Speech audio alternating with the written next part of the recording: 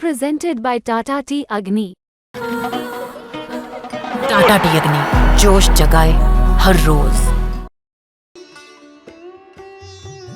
में राम मंदिर के प्राण प्रतिष्ठा कार्यक्रम में शामिल होने के लिए प्रधानमंत्री नरेंद्र मोदी पहुंचे हैं। उससे पहले पीएम मोदी के हेलीकॉप्टर से अयोध्या की तस्वीर ली गई है, जिसमें अयोध्या का भव्य नजारा देखने को मिल रहा है। पीएम मोदी जब राम मंदिर परिसर में भी पहुंचे तो नजारा अलग ही था। नरेंद्र मोदी हाथ में पूजा थाल लेकर राम मंदिर पहुंचे। इस दौरान प्रधानमंत्री मोदी ने भगवान राम की आरती और पूजा की। अब चलिए आपको बताते हैं कि आखिर प्राण प्रतिष्ठा क्यों की जाती है। दरअसल हिंदू धर्म के मुताबिक किसी भी मंदिर में देवी देवता की मूर्ति स्थापित करने से पहले उस मूर्ति की विधि विधान से प्राण प्रतिष्ठा करना बेहद जरूरी होता है। प्राण प्रतिष्ठा का मतलब है कि मूर्ति में प्राणों की स्थापना करना या जीवन शक्ति को स्थापित करके किसी भी मूर्ति को देवता के रूप में बदलना। प्राण प्रतिष्ठा के दौरान मंत्रों का उच्चारण और विधि विधान से पूजा करके मूर्ति में प्राण स्थापित किए जाते हैं। किसी भी मूर्ति की प्राण प्रतिष्ठा करते समय कई चरणों से होकर गुजरना पड़ता है। इन सभी चरणों को अधिवास कहा जाता है। हिंदू धर्म के पुराणों और ग्रंथों में प्राण प्रतिष्ठा का वर्णन किया गया है।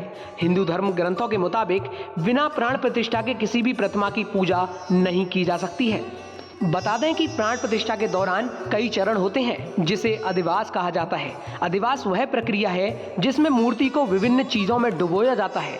इस प्रक्रिया के तहत मूर्ति को पहले पानी में रखा जाता है, फिर मूर्ति को अनाज में रखा जाता है, इसके बाद मूर्ति को फलों में रखा जाता है और फिर इसे औषधि, केसर और फिर घी में रखा जाता है।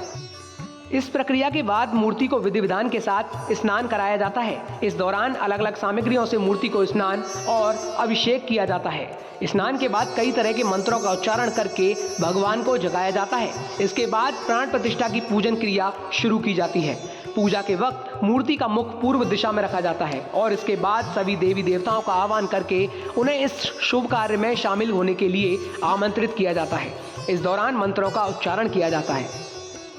इसके बाद पूजा की सभी क्रियाएं की जाती हैं। इस दौरान भगवान को नए वस्त्र पहनाए जाते हैं और उनका श्रृंगार किया जाता है। प्राण प्रतिष्ठा के बाद मूर्ति को आईना दिखाया जाता है। माना जाता है कि भगवान की आंखों में इतना तेज होता है कि उसका तेज सिर्फ भगवान खुद ही सहन कर सकते हैं। अंत में आरती अर्चना कर लोगों में प्रसाद वितरित किया जाता है। ब्यूरो रिपोर्ट यूपी तक।